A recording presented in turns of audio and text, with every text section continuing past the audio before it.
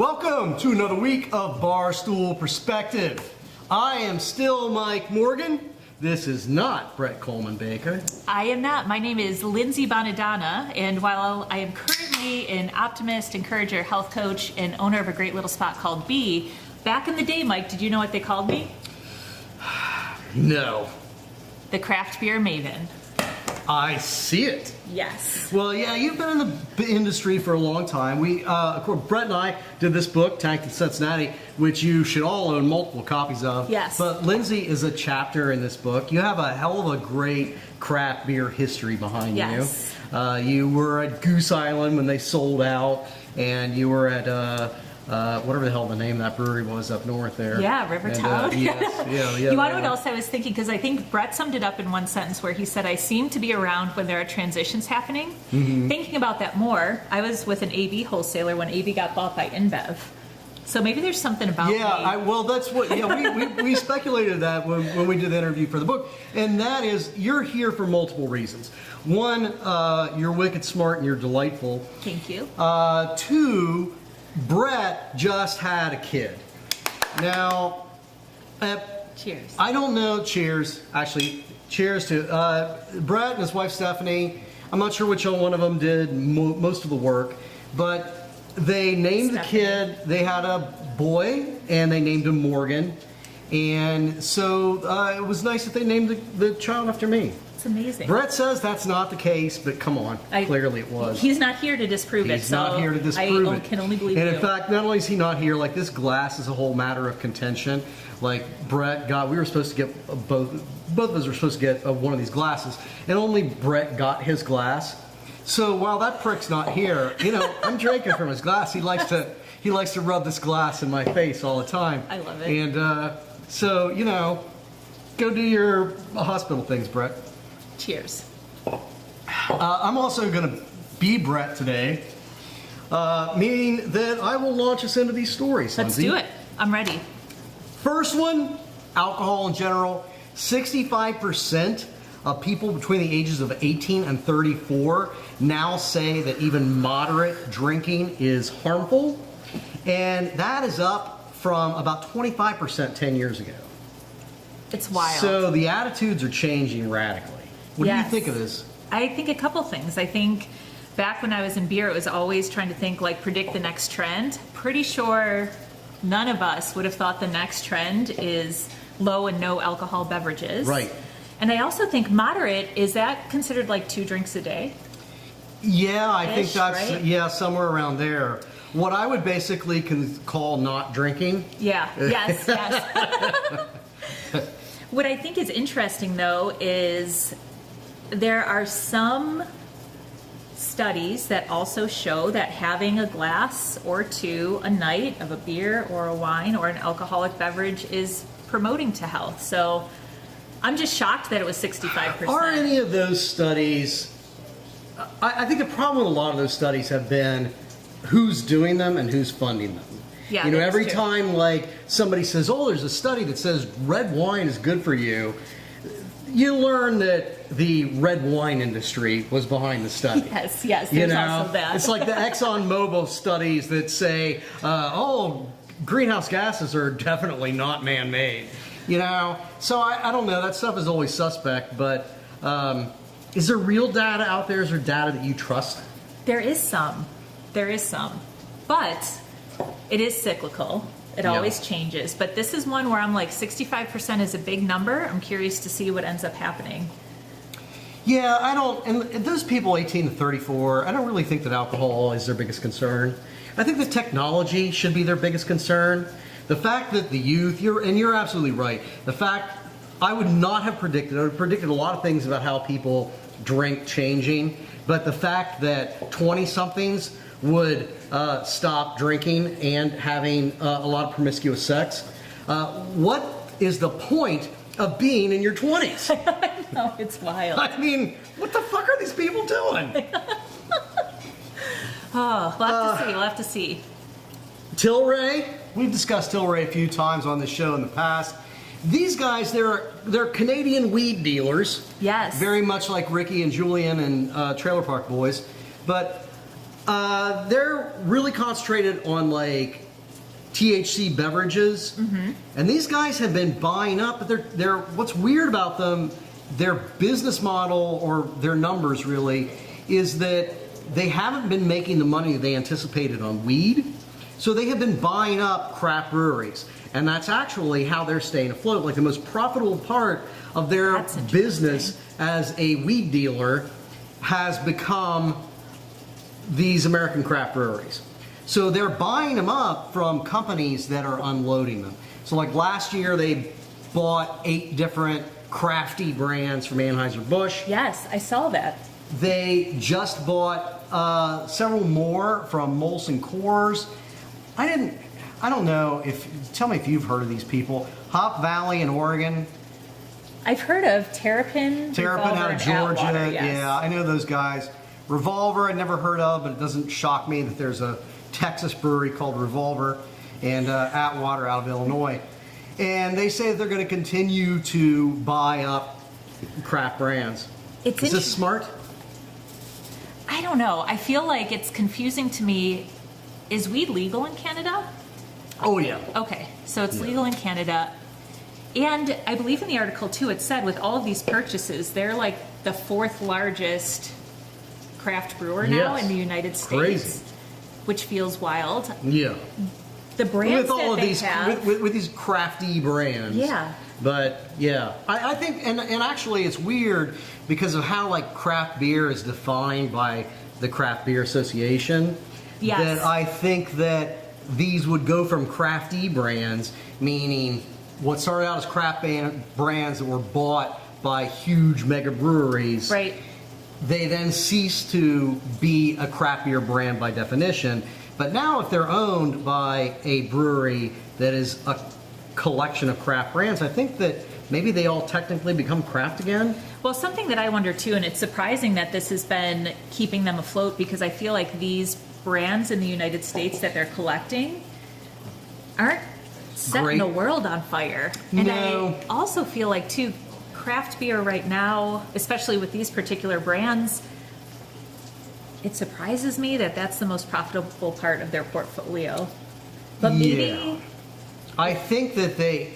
And I don't know the extent to which... Like, I have smoked a lot of weed in Canada. Has it been legal in Canada for a while? Yes. I'm from Buffalo, so I should know this. But you should know this. I'm like an honorary Canadian. It has... it's been legal in Canada for... I don't know how many years now, but several years. And I have gotten high in several Canadian provinces at this point.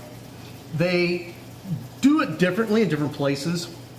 Not surprisingly, on the West Coast, they're doing weed the best. In Nova Scotia, it's all kind of, it's more screwed up. Their potencies are low. It's highly regulated, and each province has the ability to regulate differently.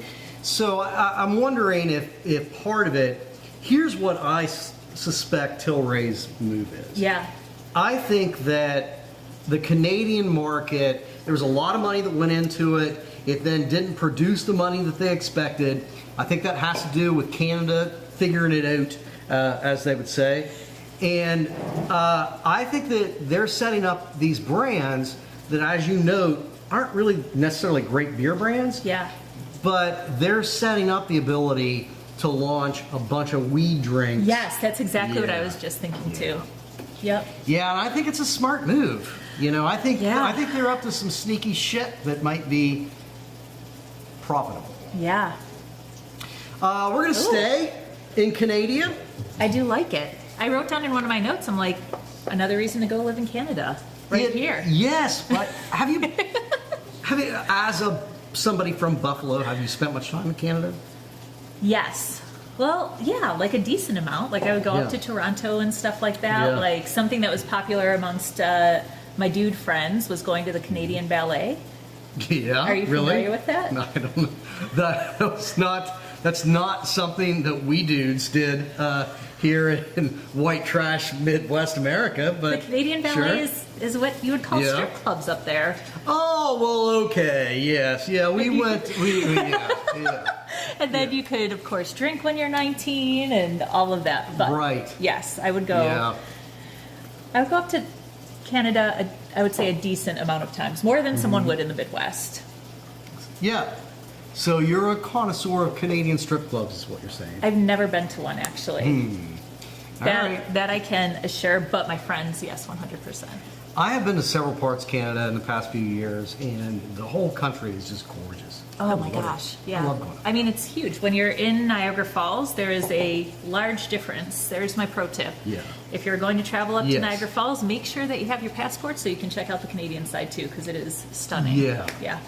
Yeah, and like back in the day when I was in my 20s, and I was unaware that I was so cultural that I went to Canadian Ballet, but you could go up to Detroit and cross into Windsor. Yeah. And Casinos. you know, casinos and strip joints.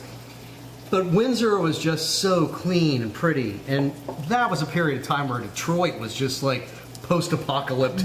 Yes. So yes. you cross over that bridge, it was like, you know, the cartoon of going over the railroad tracks. Like the 100%. bluebirds come out, Yep. and there's no litter or trash or Yes. crime, and everything's beautiful. But they do crazy things up there.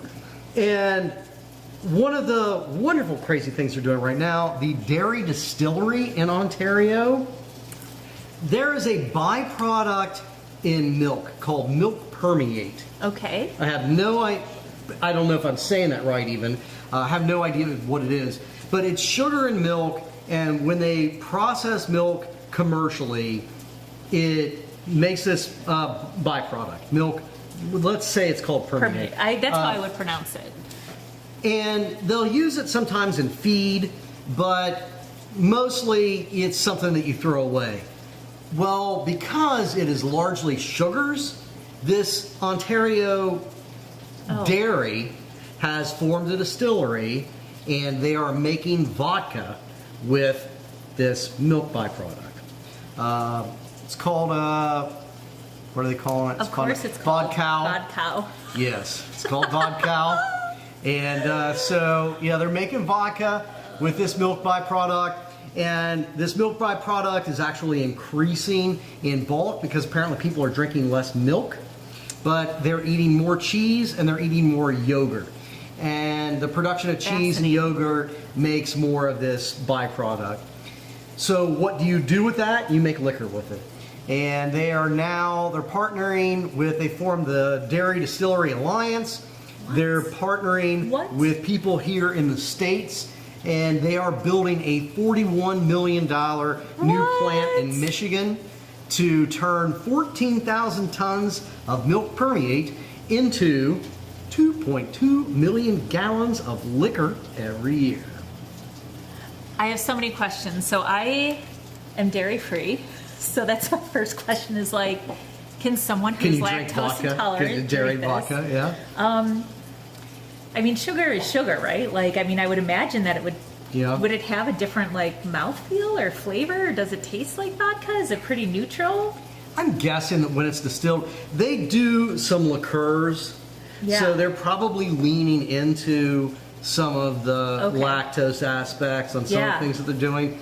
But I think vodka is just vodka, right? Whether you're making it from potatoes or corn or milk permeate, I'm assuming it's fine. I mean, I think this is how, not only, I think it's great that somebody's finally found something useful to do with milk, and now you can enjoy milk.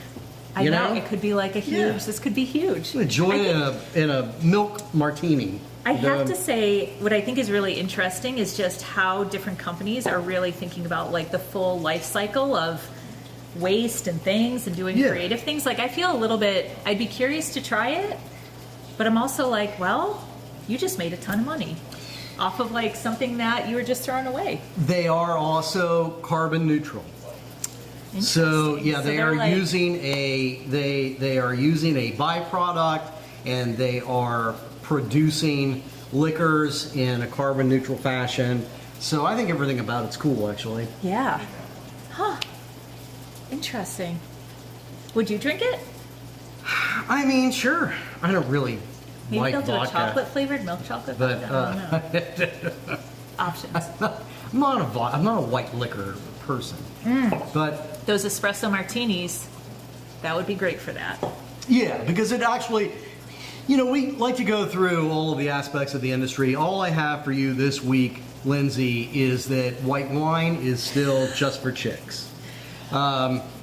That's not really a new development from anywhere. I just thought I'd throw it out there and ask you, as a chick, to confirm that. It's like, is there anything that I don't know about? Because I didn't know about Canadian Ballet. So, I would have to say that a majority of time when I am seeing somebody drink white wine, it Chick. is a female identifying person for sure. Mm-hmm. Yeah, Yeah. I can't dispute that. Yeah. And All right, then we will move on. We've got a couple of retail we're stories. moving to Canada. It's getting harder. That is true. We're maybe not moving to Canada, but they're doing some cool things up It's there getting with more alcohol. difficult, but it's not out of the question for me. We have a few retail stories, and this one is staying in the province of Canada, or province of Ontario in Canada. My neighbors. And what they're doing in Ontario, 7-Eleven, all of them in the entire province have gotten a liquor license, an on-premises liquor license, except for the one at the Toronto airport. Which, have you ever, you were close enough that you drove Correct. into Ontario. Yeah. Have you ever flown into the Toronto airport? I don't think that I have. It is a nightmare. It's the worst airport I've ever been in. More so than Atlanta? Oh my God, it's terrible. Yeah, but that's as somebody from the States, so there's a whole I had to go through customs 7 times. Oh, It was yeah. a nightmare. But apparently you can't drink there, which is really tragic because if you're going to run such a shitty airport, people should at least be able to get a little buzz on the head. Other than the airport, 7-Elevens up there, they're all going to start focusing on serving on premises. So not only can you buy carry out, but you can hang out there at the 7-Eleven and drink there in the store. And this guy, Mark Goodman, vice president of 7-Eleven in Canada, this quote from this cat: "We look at ourselves as a restaurant first that sells convenience store items." So I was like, well, they do some weird stuff in Canada, right? So I Googled, is 7-Eleven a totally different place in Canada? Is it this some sort of magical world? No, it's just 7-Eleven. Here's my take on this. So I think about, shout out to awesome local grocer here, Jungle Gyms, when they added alcohol there in a whole bar so you could get a beer and you could walk around. I would be curious. But you're buying stuff too at Jungle Gyms. But I bet adding alcohol increased the average ring of the tickets. Because no doubt. if you're walking around drinking, then all of a sudden you're like, I don't need just one pack of Nerds. I want all the flavors of Nerds. Oh my gosh, I don't know when I'm going to get this again. I need an Aero bar. Oh yeah. Grocery shopping, the only thing worse than grocery shopping buzzed up on booze is high. Oh, yes. Or really hungry. Or really hungry, really high. It's the same thing. Or the combination of all three. Yeah, the combination of all three. Probably couldn't get to the store if that was the case. Hopefully. Well, no. So I can assure you. But that does take us to shitty grocery experiences. Which, who defines shitty grocery experiences better these days than Kroger?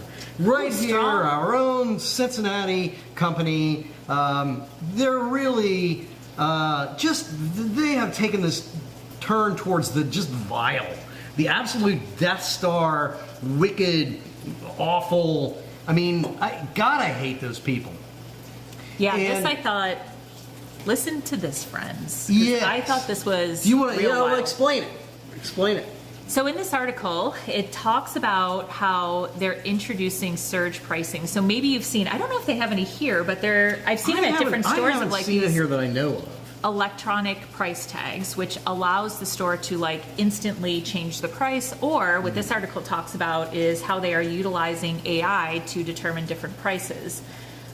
What I think, it makes me want to throw up because things are already for all kinds of super reasons. expensive. Yes. And I don't know if it was this article or another one that was talking about Kroger, but was just talking about how they're kind of being investigated in this new merger that they're potentially going into. Sounds like it's being blocked. Of like, are we getting price gouged? We are absolutely getting price gouged. FTC has just started a new investigation into whether or not grocery stores, major grocery stores, and Kroger are using COVID. They used COVID as a price gouging measure, and they're continuing to, use, inflation. It's Bidenomics that is making you pay 3 times more for this product than you should. And what it really is just greed of Kroger executives. And the other part of this, this whole idea of surge pricing is disgusting. Yeah, because it means that basically if something's in demand, we'll say ice cream in the summer. Right. That they would charge more for it because it's more in demand, right? Or even timing-wise. And the timing-wise thing is really insidious to me because, some of us are smart enough to not have children, Lindsay, but like those of you that do, you got to pick them up and drop them off, and there's all these things you have to do with children. And it limits when you can go to the grocery store. There's a reason why a grocery store is more busy at times than at other times.